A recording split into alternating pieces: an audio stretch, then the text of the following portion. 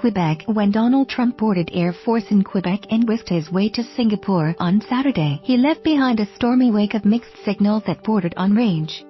Hours after indicating he would sign on to a carefully drafted G7 communique, he rescinded his support, accused Prime Minister Justin Trudeau of being weak and dishonest, and threatened Canada with more trade action. Here are 5 questions about what's at stake: the future of the G7. The leaders huddled late into the night on Friday and again on Saturday morning to find compromises palatable to all, especially on maintaining free trade and carefully managing trade disputes.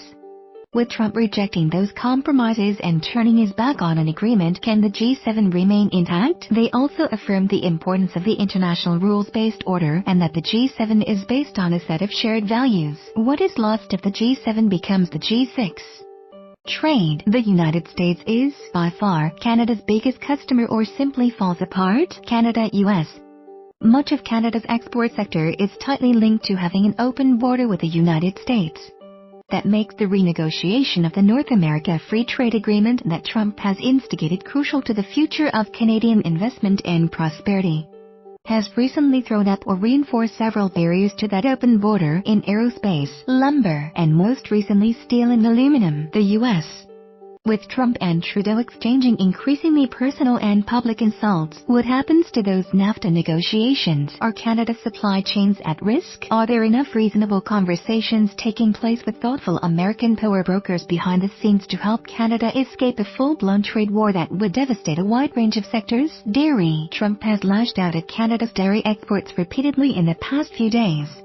Pays prices that are 270% higher than they should be because of unfair trade practices, complaining that the U.S.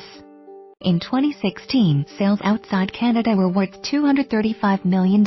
Canada does not export much dairy. Half of those exports were to the United States. Does Trump mean to target those exports, or is he actually trying to undermine Canada's supply management system? Is he after concessions for a renewed NAFTA? Auto production in North America has been under intense scrutiny throughout the NAFTA talks of the past year. Trump has made clear he wants more auto production to take place within the U.S., pressuring Mexico for wage increases and insisting on a higher percentage of North American content in every car. Last month, he spooked Canada and Mexico by introducing the idea of slapping tariffs on auto exports to the U.S. He doubled down on that threat in his tweet Sunday after the G7. How real is this threat, and can Canada do anything to prevent Trump from making good on it? Trudeau's reputation. The Prime Minister has made no secret of the need to maintain a cordial relationship of respect with Trump. Since the day Trump threatened to tear up NAFTA, Trudeau has tiptoed around that possibility with unfailing hope that a renegotiation will eventually benefit everyone because no country matters more to Canada's security.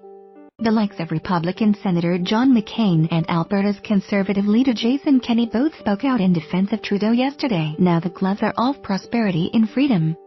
But will Canadians punish him at the polls next year if they feel the pinch of Trump's wrath? Will they think the $800 million and the considerable sweat and effort required for this summit was a waste of their money?